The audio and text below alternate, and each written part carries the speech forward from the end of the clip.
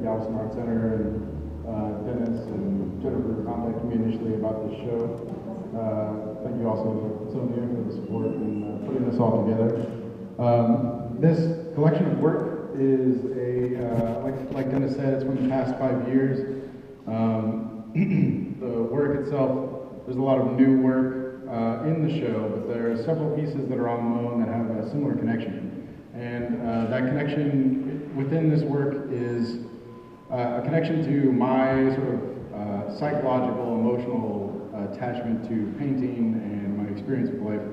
A lot of my work, especially when I came to Houston, but sort of predating Houston, was obsessed with advertising, the color seduction of advertising, and the sort of language that we have as we travel through this landscape.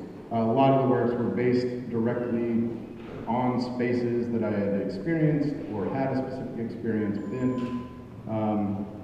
But these works in particular are abstracted in the sense that they have no location. They're based on sort of ideas, concepts, compositions that emerged from just my experience or thought process. So there's no real specific spot that they're tied to. They're more directly related to my personal emotion. That being said, the work is still heavily relying on spatial shifts and color saturation and plane shifting based on those color compositions.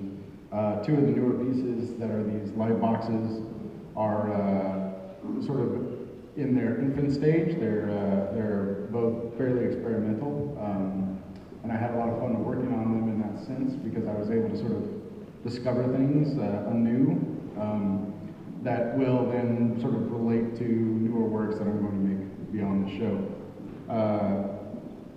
And that's really about it. Love to take questions if you have any. Who made your shirt?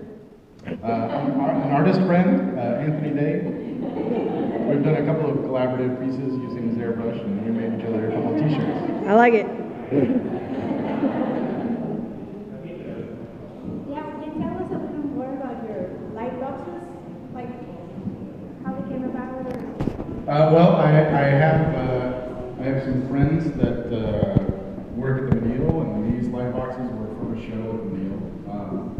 The artist that was using them, I guess, just didn't want to deal with them. They're about 200 pounds a piece, and they're very obnoxious to move around. So I said, sure, I'll take them, and sort of played around with them for a little bit. I was using, before I painted on them, using plexiglass, separate sheets to sort of play with the ideas. I really enjoyed the light boxes are created with an LED embedded within the frame, and then fiber optic grid work as the backdrop that creates the light.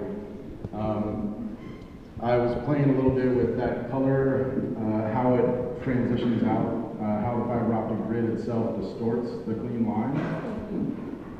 So there's a lot of like reference, I guess, to digital imaging in its infant stage, and I liked playing with that concept and sort of like the ideas of things that are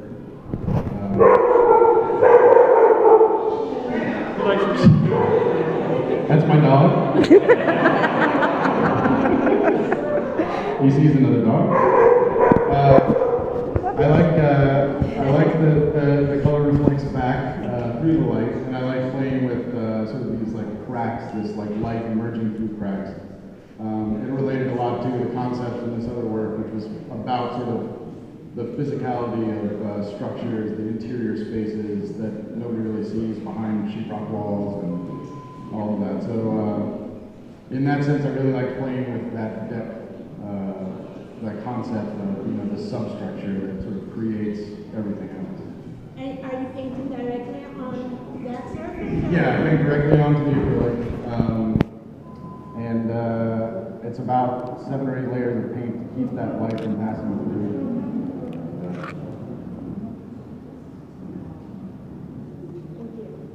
For the newer works on plexiglass,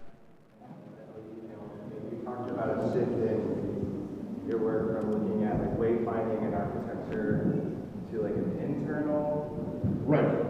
Yeah. pathways or thoughts. I mean, I guess that is that transparency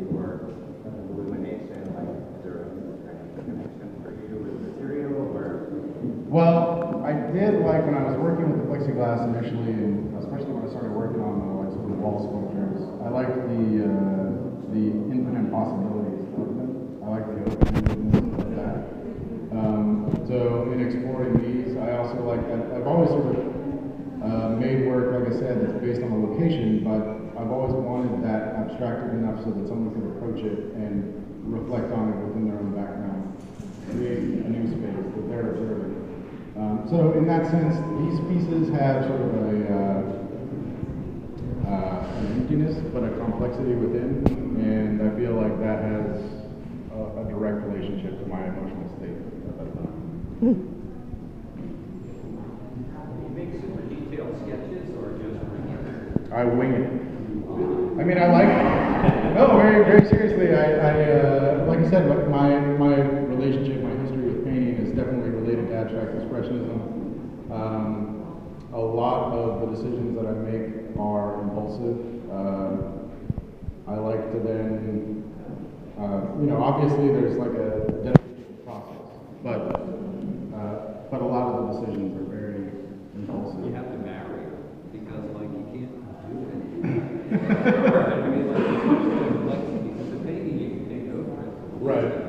Well, yeah, that's sort of why I like. I mean, they take a long time to make. I do a lot of kind of staring at things and sort of theorizing compositions, but I don't sketch it. I mean, if I do, I sketch. Like that piece, actually, there was a sketch initially that sort of composition, but it always sort of snowballs into something else.